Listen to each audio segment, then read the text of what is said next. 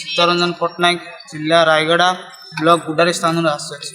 ଏହି ଆଶ୍ରମରେ ଆସିଥିବା ଯୋଗୁଁ ନିଜକୁ ଧନ୍ୟ ମନେ କରୁଛି। ଭଗବତ ଗୀତା ଦ୍ୱାରା ଆମେ କିଛିଟା ଜ୍ଞାନ କଥା ଜାଣିପାରିବା। ଭଗବତ ଗୀତା ହେଉଛି ଅର୍ଜୁନଙ୍କୁ ସେ ଜ୍ଞାନ କଥା କହିଥିଲେ ଏବଂ ଯୁଦ୍ଧ ଭଳି ସ୍ଥାନରେ ସେ ନିଜର ମୁଖ ନିଃସୃତ ବାଣୀ ଅର୍ଜୁନଙ୍କୁ ଶୁଣେଇକି ଦିବ୍ୟ ଜ୍ଞାନ କଥା ପ୍ରାପ୍ତ କରିଥିଲେ। ସାକ୍ଷାତ ବ୍ରହ୍ମା, ଅରୁଣ, ଅଗ୍ନି, ଇନ୍ଦ୍ର, ଶିବ ମଧ୍ୟ ବି ପ୍ରଭୁଙ୍କର ସ୍ମୃତି ଶୁଣିବା ପାଇଁ ସେ ବ୍ୟାଘ୍ର ଥିଲେ। ଭଗବତ ଗୀତା ପଢ଼ିବା ଦ୍ୱାରା ମନୁଷ୍ୟ ପାପରୁ ମୁକ୍ତି ହୋଇଥାନ୍ତି।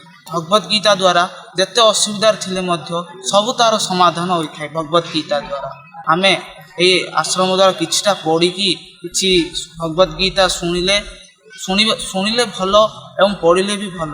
ଏବଂ ଯେମିତିକି ଯଦି ଗୋଟେ ମନୁଷ୍ୟ ପାପ କଲେ ଗଙ୍ଗାର ଯେମିତି ପବିତ୍ର ନଦୀ କହିକି ଯାଇକି ଆମେ ସ୍ନାନ କଲେ ପାପ ଖଣ୍ଡନ ହୁଏ, ଠିକ୍ ସେହିପରି ଭଗବତ ଗୀତା ପାଠନ କଲେ ମନୁଷ୍ୟର ଚିତ୍ତ ମଧ୍ୟ ଭଲ ରୁହେ ଏବଂ ପାପ ଖଣ୍ଡନ ହୋଇଥାନ୍ତି।